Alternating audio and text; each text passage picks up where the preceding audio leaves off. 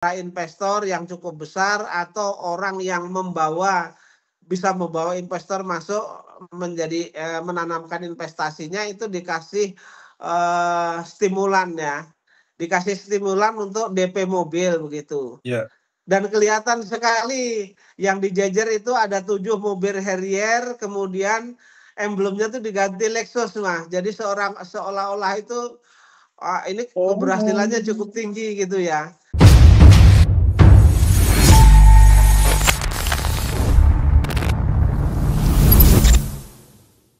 Bismillahirrahmanirrahim. Assalamualaikum warahmatullahi wabarakatuh. Kembali lagi bersama saya Rizal Walid. Dalam video ini saya akan ikut menampilkan wawancara kedua kami dengan Pak Zaini Mustafa. Setelah bulan Ramadan ini kami 2 kali wawancara Pak Zaini Mustafa, yang mana ini adalah dalam video ini adalah wawancara kedua kami.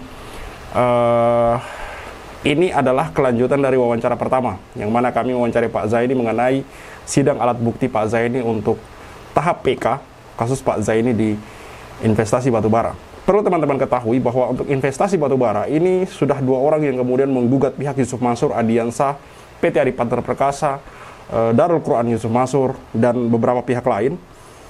Yang pertama itu adalah Pak Zaini Mustafa sebagai penggugat, juga sebagai pengacara.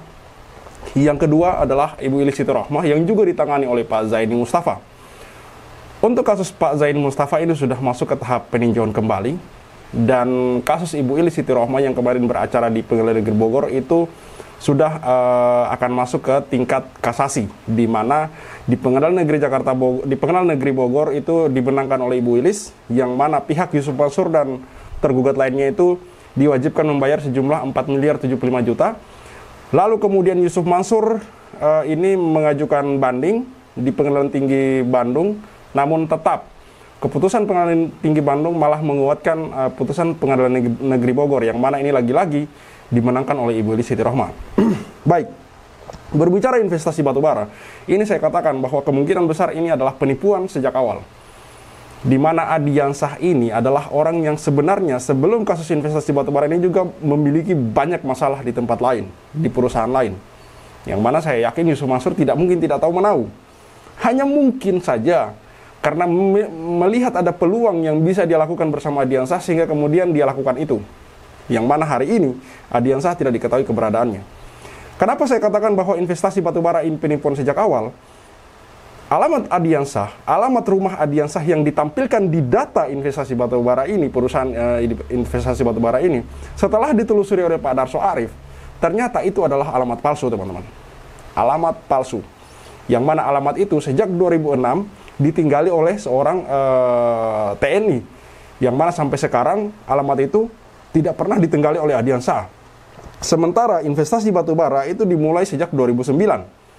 Artinya memang diduga kuat bahwa data yang disetorkan oleh Adiansah, data alamat yang disetorkan oleh Adiansah untuk kemudian sebagai profil dia, itu adalah data palsu, teman-teman. Artinya ini sudah dipersiapkan sejak awal.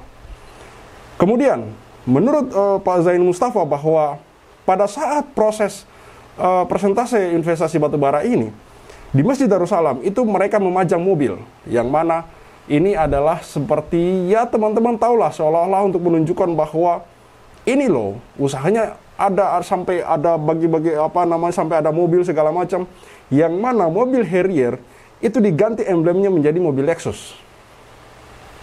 Artinya ini seperti pengelabuan gitu, bahwa ini sukses semua segala macam, dan seperti model MLM, teman-teman, untuk menggait orang agar berinvestasi di situ, untuk menggait kepercayaan orang, untuk menggait minat orang, teman-teman. Makanya ini saya katakan bahwa penipuan sejak awal, karena banyak kepalsuan di dalam.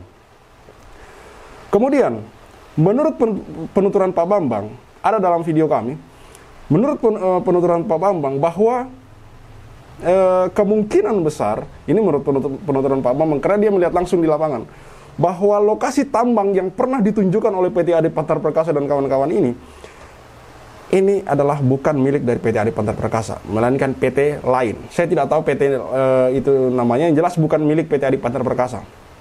Artinya bahwa sejak awal investasi batubara yang dipresentasikan oleh Yusuf Mansur ini tidak pernah memiliki tambang sejak awal, teman-teman. Dan yang terakhir kami duga kuat bahwa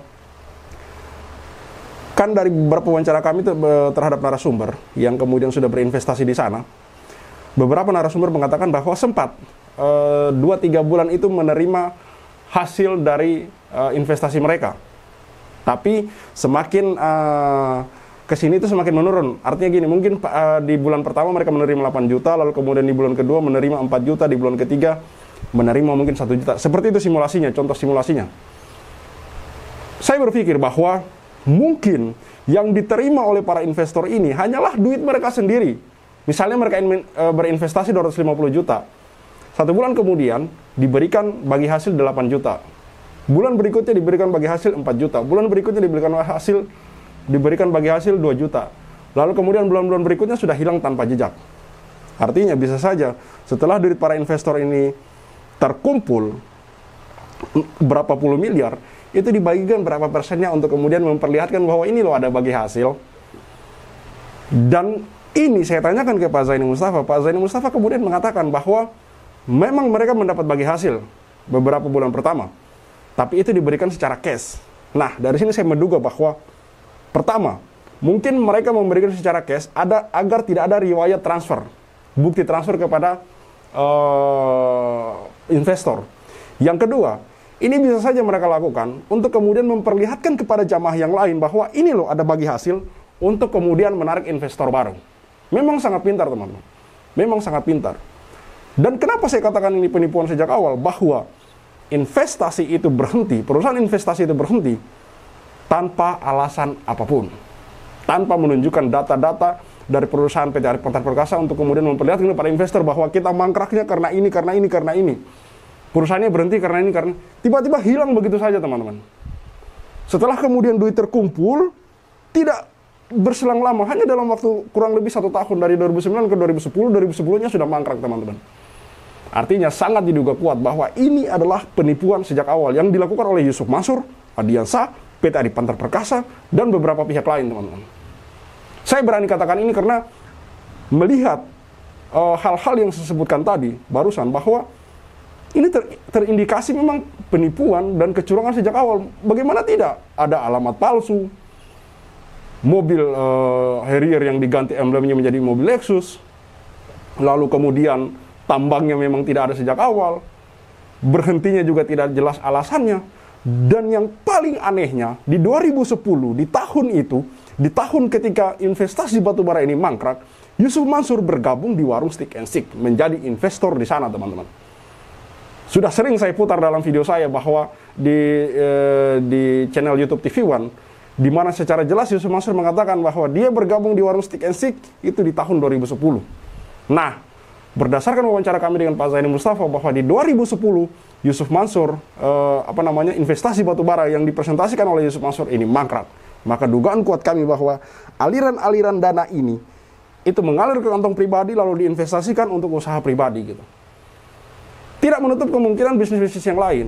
Hotel City, Paytrend, Umroh Merdeka programnya ini, terus tabung tanah, Moyafidi, dan beberapa bisnis investasi lain. Makanya sering saya katakan bahwa coba kita pikir-pikir, kok bisa Yusuf Mansur ketika membuka bisnis yang mana itu basicnya investasi, membuat orang kemudian menyetorkan uang di sana, itu semuanya mangkrak, teman-teman, berhenti. Sekarang saya berani katakan semuanya, karena semuanya yang dibangun oleh Yusuf Mansur itu mangkrak. Mangkrak semua. Seolah-olah kalau kita mau berkata seperti ibaratnya bahasa awamnya, sederhananya, orang ini cuma mengumpulkan uang dari orang-orang lain lalu kemudian digunakan untuk bisnis pribadi. Ini dugaan kuat kami. Silakan teman-teman disimak video wawancara kami dengan Pak Zaini Mustafa yang menurut saya ini sangat menarik karena ada beberapa pertanyaan yang kemudian dijawab juga oleh Pak Zaini. Kenapa menarik? Karena Pak Zaini ini selain sebagai pengacara yang mana beliau jelas-jelas paham hukum, dia juga orang yang kemudian menjadi korban, merasakan langsung, mengalami langsung menjadi korban dari mulut Yusuf Mansur. Khalid Al-Walid, silakan disimak videonya. See you on the next videos. Pak Zaini, assalamualaikum Pak Zaini. Waalaikumsalam warahmatullahi wabarakatuh, Mas. Ya. Oke, dalam kesempatan kali ini saya masih ingin melanjutkan wawancara kemarin Pak Zaini. Ini ya terkait investasi batubara. Saya ingin menanyakan, apakah kasus Ibu Ili Siti Rohma yang kemarin beracara di Pengadilan Negeri Bogor itu masih ditangani sama Pak Zaini ya, Pak Zaini? Ya, betul. Mhm. Ya, Nah, saya ingin saat nanyakan, itu sudah sampai di mana kira-kira sekarang ini? saat ini berkas perkara, Ya. informasi dari Pengadilan Negeri Bogor itu informasinya sudah di Mahkamah Agung, Mas, begitu. Ya. Ya, cuman saya sendiri biasanya Mahkamah Agung itu kalau sudah menerima berkas, kemudian dikasih nomor, kemudian Mahkamah Agung memberitahukan kepada kita nomor perkara sekian. Cuman sampai dengan saat ini saya belum terima pemberitahuan nomor itu, Mas, begitu, Mas. Ya, Oke. Tapi ini memang nanti sampai iya. di masuk memang benar akan masuk di tingkat kasasi ya, Pak Zaini? Ya masuk, pasti masuk, ya. Pasti masuk karena mereka kan sudah mengajukan kasasi, kemudian saya sudah mengajukan kontra memori kasasi begitu. Eee, Ya. Kalau boleh tahu Pak Zaini yang mengajukan kasasi dari pihak tergugat ini siapa aja ya, Pak Zaini? Kalau Pak Zaini tahu? Iya, yang aktif dalam persidangan itu adalah Yusuf Mansur, Iya. ya Yusuf Mansur selaku tergugat, kemudian Dwi Yuda sebagai tergugat juga begitu. Nah, Iya. di Jadi 2 orang yang mengajukan. Iya. Dwi Yuda sama Yusuf Mansur ya, Pak Zaini? Iya, betul. Nah Yusuf Mansur yang pertama mengajukan itu, betul, ya. nah di sini saya yang garis bawah ini adalah Yusuf Mansur, bahwasanya, orang ini yang dulu sempat sesumbar mengatakan bahwa, kalau, eee, berkeberatan dengan kasus investasi batubara ini tidak usah ke pengadilan, ke rumahnya saja, lalu ketika rumahnya didatangin juga ternyata dia nggak ada. Sekarang ketika Ibu Ilis yang menurut saya sebenarnya sudah menang telak, karena di Pengadilan Negeri Bogor menang, di Pengadilan Tinggi juga menang ya Pak Zaini. Tapi Betul, di tapi Pengadilan Negeri Bogor sudah masuk materi pokok perkara, artinya Yusuf Mansur dan kawan-kawan sudah terbukti melakukan wan prestasi ya. iya Dan jelas di hukumnya jelas iya bahwa Yusuf Mansur dihukum untuk membayar kerugian material, baik itu uang pokok ditambah dengan keuntungan yang seharusnya diterima sebesar 4.075.000.000. iya, Jelas itu, Mas, ya. heeh. Tapi kan, Yusuf Mansur mengajukan, banding yang mana kemudian bandingnya akhirnya ditolak gitu kan di Pengadilan, di Pengadilan Tinggi Bandung ya? Betul. Dan sekarang malah Iya, mengajukan jadi kasasi ya? iya upaya hukum kasasi. Biarkan saja, Mas. Oh, Heeh. menurut saya memang orang ini tidak sepertinya tidak rela untuk mengeluarkan duit kepada para korban atau memang apa ya, kata-kata apa yang pantas kira-kira untuk Yusuf Mansur ini Pak Zaini?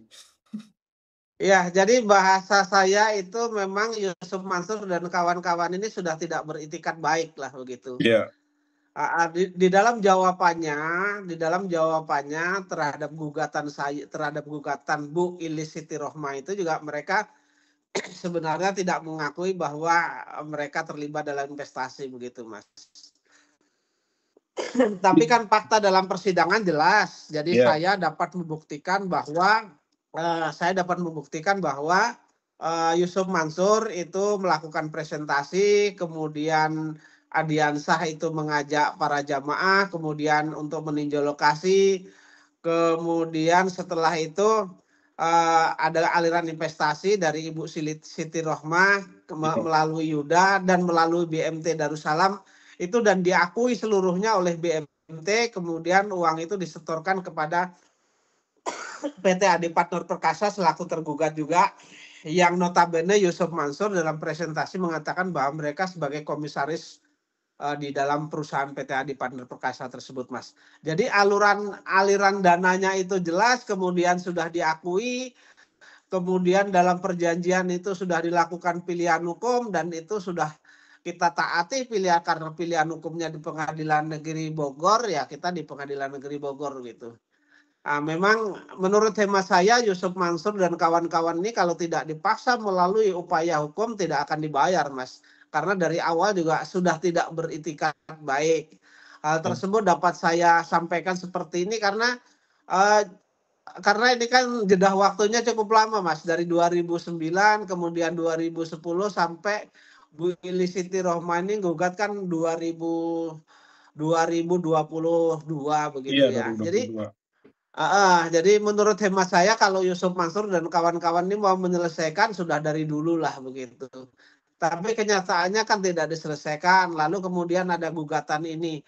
Jauh sebelum ada gugatan kan saya juga sudah menyurati Yusuf Mansur untuk menyelesaikan ini persuasif, juga tidak ditanggapi, malah diingkari oleh Yusuf Mansur, di mana mengatakan dalam beberapa media mengatakan tidak terlibat dalam perkara ini. Lalu untuk membersihkan nama baik ya Jamaah Masjid Darussalam atau investor, itu saya mengundang Yusuf Mansur untuk mubahalah di Masjid Darussalam. Itu tidak satu kali, 2 sampai 3 kali saya surati. Kemudian juga tidak ditanggapi kan begitu.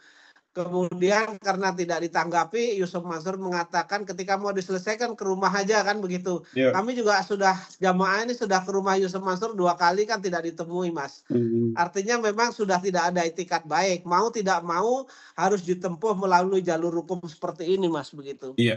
Dan kenyataannya kan Yusuf Mansur di pengadilan negeri kalah, masuk materi pokok perkara dan dihukum untuk membayar dengan jumlah yang saya sebutkan tadi, 4.075.000.000. Kemudian Yusuf Mansur bandingnya kemudian menguatkan putusan pengadilan negeri, mereka kan masih kasasi. Iya. Nah, ini yang saya mau tanyakan Pak Zaini, kira-kira dibanding itu mereka memorinya seperti apa kalau boleh tahu bocoran Pak Zaini? Kan harusnya mereka punya memori gitu atau bagaimana?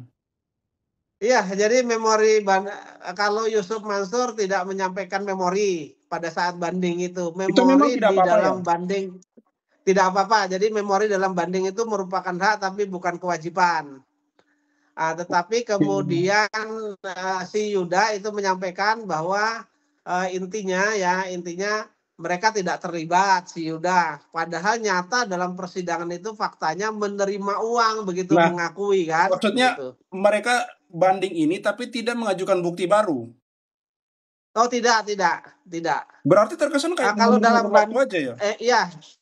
Iya, kalau dalam banding kan tidak harus mengajukan bukti baru, Mas. Mengajukan bukti baru itu setelah di PK ini begitu. Oh, Kalau ada ya. gitu Iya. ya. Oke. Baik Pak Zaini, saya ingin menanyakan lagi bahwa Yusuf Mansur ini kan tergugat di sini. Betul Dalam ya. hal ini tergugat di sini. Kalau misalnya di tingkat kasasi ini kemudian Ibu Ilis menang lagi, apakah mereka masih punya hak untuk melakukan PK? Ya, jadi kalau misalnya Ibu Ilis nanti menang di sini, maka kami berhak mengajukan permohonan eksekusi. Kalau toh Yusuf Mansur nanti mengajukan PK, itu tidak menghalangi eksekusi, Mas. Begitu, Mas. Oh, Iya. tetap putusan kasasi itu sudah ini ya? Sudah berjalan, ya. Oh, gitu. Sudah, iya. Oke, Iya. semoga nanti di kasasi menang. Tapi Pak Zaini belum dapat ini ya, belum dapat kepastian nanti kapan ininya ya, sidangnya ya? Kalau itu kan yang sidangnya tidak diundang lagi para pihak. Oh. Hanya majelis hakim Yudek Paksi ya. Yudek Paksi Mahkamah Agung itu nanti hanya membaca berkas kemudian bermusyawarah saja, Mas, begitu. Paling lambat kira-kira kapan itu Pak Zaini keputusan kasasinya kira-kira? Paling lambat, paling lama? Kita tidak bisa memastikan ya, Mas. Di Mahkamah Agung itu bisa 6 bulan, bisa 1 tahun, bisa 2 tahun, bisa 3 tahun, Mas. Soalnya kan begini Pak Zaini, saya kan melihat kasihan juga Ibu Iris Sitirohma dan suaminya yang sudah bolak-balik ke sana kemari, jelas juga mereka mengeluarkan biaya gitu kan. Terus ini kasusnya seolah-olah kayak pihak Yusuf Mansur ini sudah kalah di pengadilan negeri, masih ngajukan banding, sekarang malah ngajukan kasasi, yang mana menurut saya ini perkataan Yusuf Mansur di waktu lalu ini benar-benar omong kosong Pak Zaini. Kayak tidak ada etikat untuk menyelesaikan tanggung jawabnya gitu Pak Zaini. Betul, Mas, betul. Jadi apa yang diomongkan Yusuf Mansur itu saya bilang hanya omong doang saja, Mas. Kan sebenarnya mereka mengatakan ya sudah datang saja ke rumah saya. Kenyataannya diajak menyelesaikan persuasif juga tidak datang. Setelah kita bersurat, kemudian diajak mubahalah juga tidak mau. Kemudian kami datang juga tidak ditemui. Artinya memang sudah tidak ada itikat baik. Mereka sudah buntu lah, itu Mas. Iya.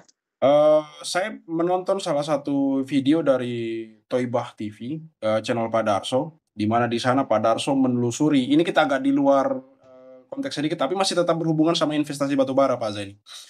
Baik.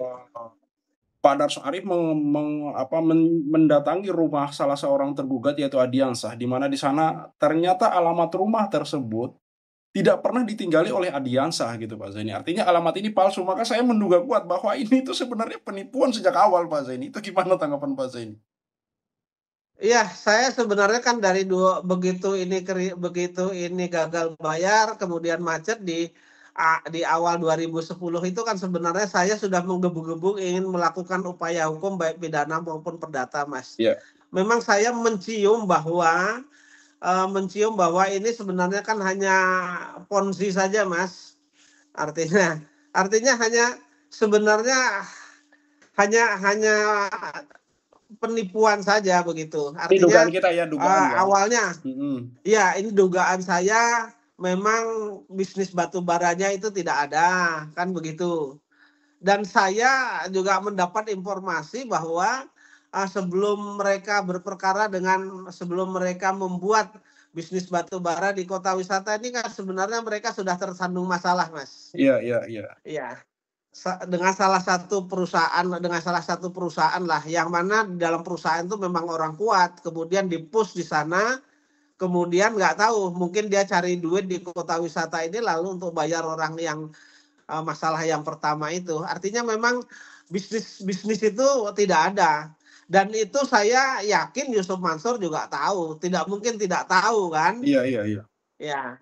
Kemudian juga Yusuf Mansur ini kan juga perusahaannya yang dimana komisarisnya Yusuf Mansur, PT Adi Partner Perkasa ini kan bermasalah juga, Mas, dengan salah satu bank swasta juga bermasalah. Dan itu ada gugatannya 313 ya, perkaranya 313. Iya. Ya, digugat tuh tahun 2010, diputus 2011 kan begitu.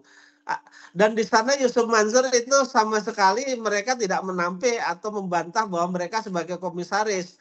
Artinya yes, saya komisaris kan begitu. Iya. Kalau itu pokok permasalahannya sama bank, berkaitan dengan fasilitas bank kan nggak mungkin dokumennya nggak lengkap, Mas. Betul Pak Zain. Kalau nggak lengkap pasti bank menolak kan fasilitasnya begitu. Iya. Nah, karena sudah di sana dokumennya lengkap, maka Yusuf Mansur sama sekali tidak bisa menolak begitu.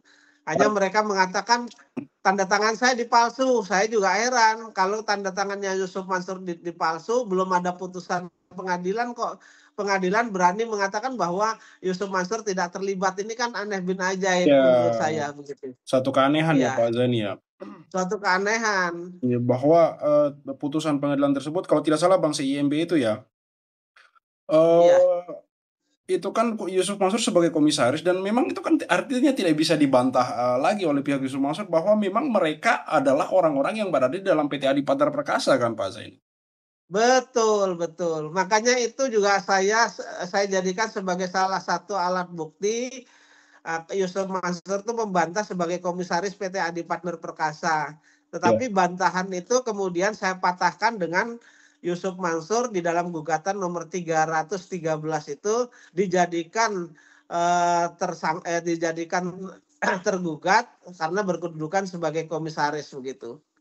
Makanya pengadilan yakin benar putusan pengadilan 313 itu kan sudah inkrah. Iya. Dan di sana jelas jawaban Yusuf Mansur itu saya kutip secara lengkap, jelas mereka tidak membantah sebagai komisaris begitu.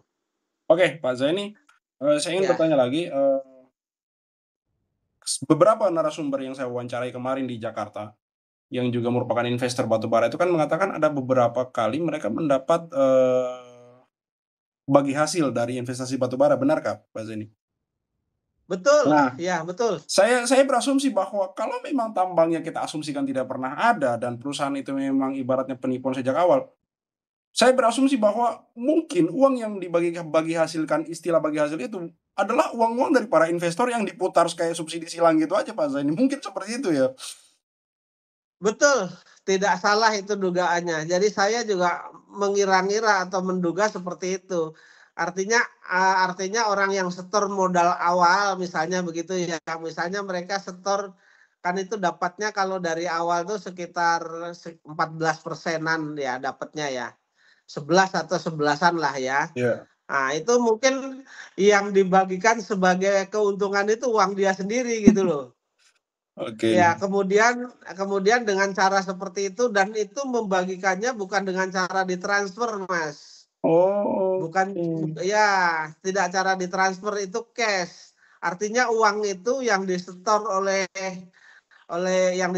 investor itu kemudian dicairkan, kemudian pas ada pengajian investornya diundang, kemudian juga jamaah yang lain juga boleh ikut karena di sana disediakan narasumber yang bagus-bagus lah begitu ya. Dan makanan-makanannya juga cukup bagus gitu ya. Jadi jamaah juga ikut. Ketika melihat orang dibagi duit keuntungan itu kan merasa tertarik begitu. Oke. Ya, Mungkin ya mungkin seperti yang itu. pertama kenapa dibagi cash, saya bisa menduga bahwa mungkin yang pertama adalah selain menghindari bukti transfer, juga ingin Nah, memperlihatkan kepada orang-orang di situ bahwa ini loh, ada bagi hasil untuk kemudian mungkin menarik investor baru Pak Zaini.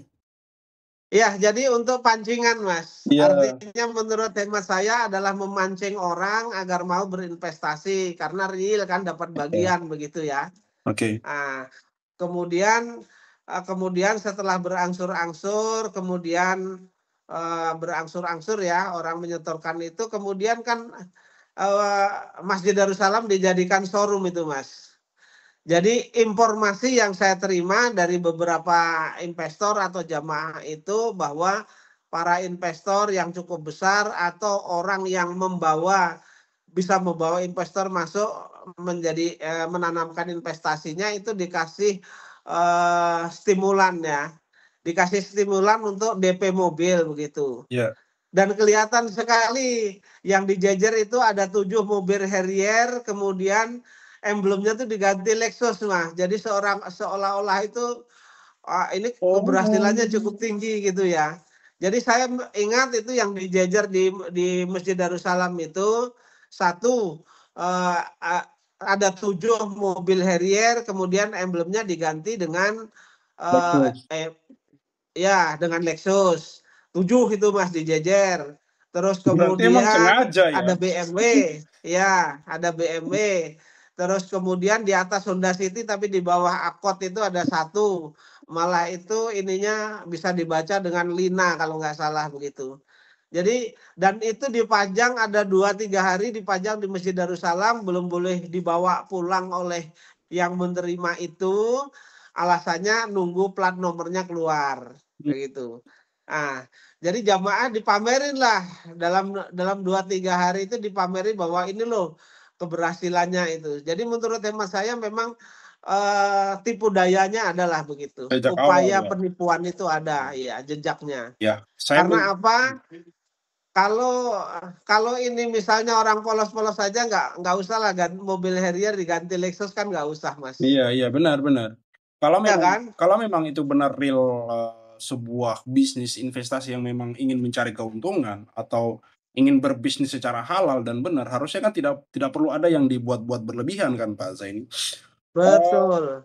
Melihat hal ini saya ingin mendengar tanggapan Pak Zaini Yusuf Mansur ini sejatinya harusnya dibuat seperti apa gitu? Masih layakkah orang seperti ini itu dipanggil ustadz?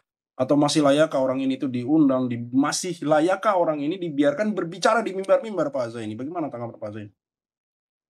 Kalau saya pribadi dan keluarga, kemudian keluarga besar saya, kemudian kolega-kolega saya menganggap Yusuf Mansur ini adalah bukan ustadz. Iya, Iya kan? Karena kenapa dikatakan seperti itu?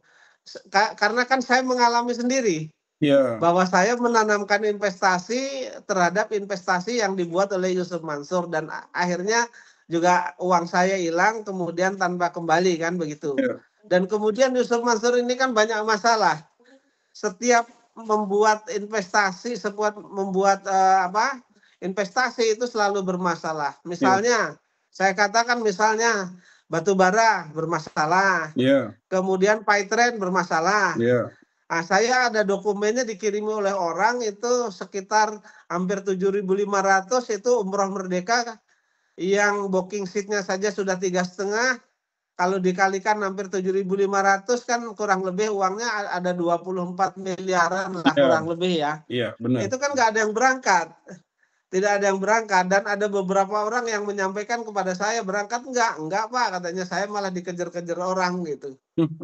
Iya. Jadi berarti dari 7.000 orang yang sudah membayarkan 3,5 juta itu tadi tidak ada yang berangkat biar satu pun, Pak Zaini? Informasinya begitu yang saya dapat.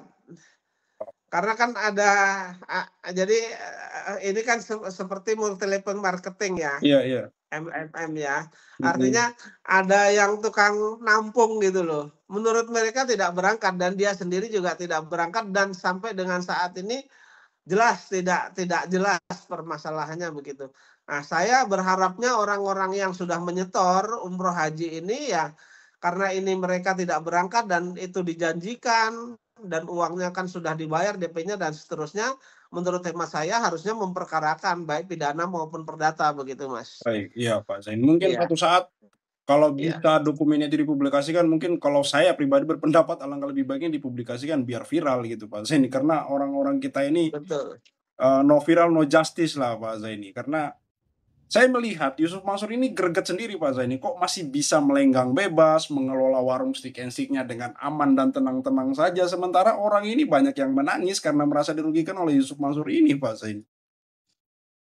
Betul, Mas, betul. Saya juga, baru-baru ini kan belum lama ini kan juga jamaah Masjid Darussalam yang juga sebagai, investor terhadap perkara itu yang menanamkan modalnya 500 juta kan meninggal juga, Pak. Iya, Namanya Pak Kolik almarhumnya. itu. Sampai Iya, dengan meninggal kan almarhum. mereka tidak bisa menikmati Betul itu, Pak dan Zaini. mereka juga sudah berjuang ke sana kemari kan begitu. Iya iya. Iya.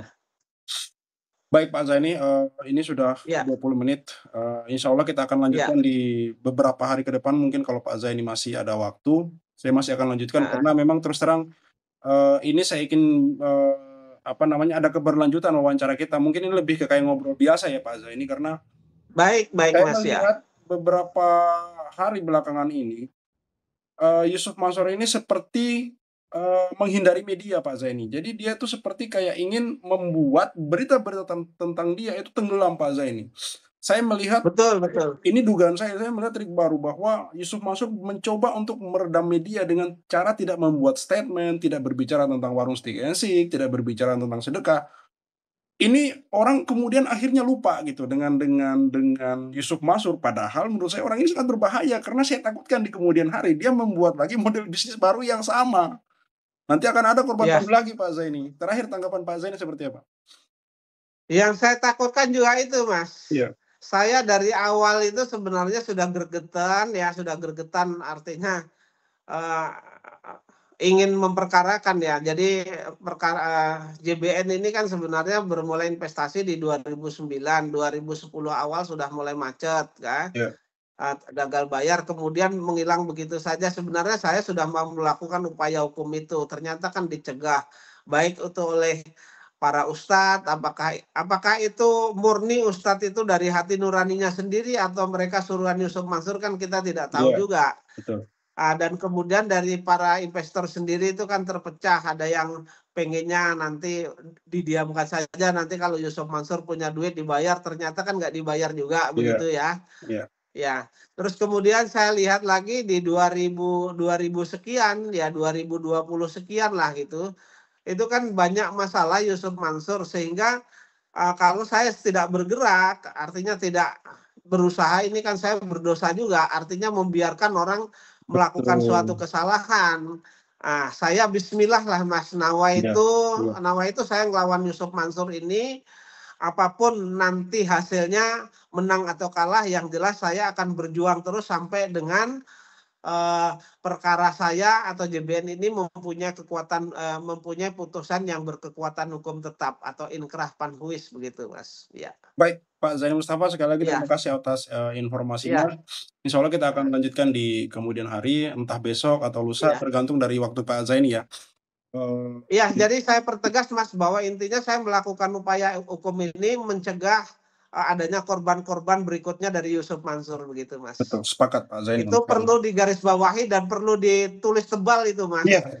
Jadi bukan hanya semata-mata berjuang terhadap saya, tetapi saya agar Yusuf Mansur ini tidak melakukan penipuan, tidak melakukan upaya-upaya yang merugikan masyarakat atau umat begitu ya. Dan umat tersadarkan tidak akan berhubungan dengan Yusuf Mansur atau afiliasinya atau keluarganya. Karena nanti jatuhnya seperti kami inilah di Masjid Darussalam 250 orang merana tanpa batas ini, Mas. Meneteskan, bahkan saat itu bukan meneteskan air mata lagi, hujan air mata yang banjir ya, hujan banjir air mata yang mengakibatkan sengsaranya para investor ya, para investor. Kemudian keluarganya begitu, Mas. Itu yang perlu diketahui oleh masyarakat, biar masyarakat juga tersadarkan tidak ingin bersentuhan dengan Yusuf Mansur dan kawan-kawan begitu, Mas. Baik. Ya. Itu saja, Mas. Ya. Baik, terima kasih atas informasinya dan tanggapannya Pak Zaini terkait dengan Yusuf Mansur yang menurut saya memang sudah sangat meresahkan Pak Zaini. Sampai ketemu di lain waktu Pak Zaini, semoga sehat selalu Pak Zaini. Baik, amin ya. Semangat dalam perjuangan sama-sama, sehat-sehat. Pak Zaini. Assalamualaikum warahmatullahi wabarakatuh. Waalaikumsalam warahmatullahi wabarakatuh. Ya. Maka 2010 ketika saya masuk pertama kali ke warung Steak and Shake. Like video jangan di skip, share sampai kena strap, like biar kasusnya di up, komen sampai dia kena strap. Yusuf Mansur punya cerita, katanya punya jaku di mana-mana, nyatanya cuma numpang nama, emang dasar gak punya muka. Boykot Yusuf Mansur, bikin bisnis batu bara kau bangkrut, bikin aplikasi Paytren kau macet, bikin program umroh merdeka kau mampet, bikin program tabung tanah kau rungkat, bikin program mulia video kau gatot, bikin bisnis hotel city ya bacot, bisnis mandek duitnya dicokot. Boykot Yusuf Mansur. Kalau cari tangga dipikir dulu, ngaku komisaris nyatanya halu. Kalau udah dongeng kayak orang nyabu, ngaku punya pesawat nyatanya malu. Boykot Yusuf Mansur. Maju caleg tapi nggak kepilih. Haha, orang udah pada tahu belangnya, ngakunya gabung di warung steak. Ya udah kita boykot sekalian biar steak. Boykot warung steak. Boykot warung steak. Boykot warung steak. Kok bisa bangun bisnis saat pandemi? Emang duitnya dari mana? Kalau bukan dari bisnis fiksi, ngajak umat kumpul dana cuma buat merana. Boykot warung steak. Joni kok cuma diam kayak bot? Apa sih ujuk bikin lu takut? Takut kebongkar, takut kecokot. Hahaha. Bikin bisnis batu bara kok bangkrut, bikin aplikasi Paytren kau macet, bikin program umroh merdeka kau mampet, bikin program tabung tanah kau rungkat, bikin program moya video kau gatot, bikin bisnis hotel city ya bacot, semua baik duitnya dicokot. Boykot warung steak. kalau cerita nggak dipikir dulu, Ngaku komisaris Grab nyatanya halu. Kalau udah dongeng kayak orang nyabu, ngaku punya pesawat nyatanya malu. Baju caleg tapi nggak kepilih, haha. Orang udah pada tahu belangnya, ngakunya gabung di warung steak. Ya udah kita boykot sekalian biar steak. Boykot warung steak. Sorry kok cuma diam kayak bot? Apa sih ujuk bikin lu takut? Takut kebongkar, takut kecokot. Bikin bisnis batu bara kau bangkrut, bikin aplikasi Paytren kau macet, bikin program umroh merdeka kau mampet, bikin program tabung tanah kau rungkat, bikin program moya video kau gatot, bikin bisnis hotel city ya bacot, semua baik duitnya dicokot. Boykot warung steak. Kalau cerita nggak dipikir dulu, ngaku komisaris Grab nyatanya halu. Kalau udah dongeng kayak orang nyabu, ngaku punya pesawat nyatanya malu. Maju caleg tapi nggak kepilih, haha. Orang udah pada tahu belangnya, ngakunya gabung di warung steak. Ya udah kita boykot sekalian biar steak. Boykot warung steak. Stop mampir di sana, stop masuk ke sana, stop makan di sana, stop bikin si ujuk kaya. Boykot warung steak. Bikin Yusuf Mansur ketar-ketir, biar dia mikir, biar dia sadar tanggung jawabnya Mansur. Kami sudah hilang sabar, umat sudah marah besar. Sampai mana kau kabur, akan terus kami kejar walau sampai lubang kubur. Boykot warung steak. Boykot warung steak. Boykot warung steak. Play video jangan di skip, share sampai kena strap. Like biar kasusnya di up, komen sampai dia kena step. Hahaha.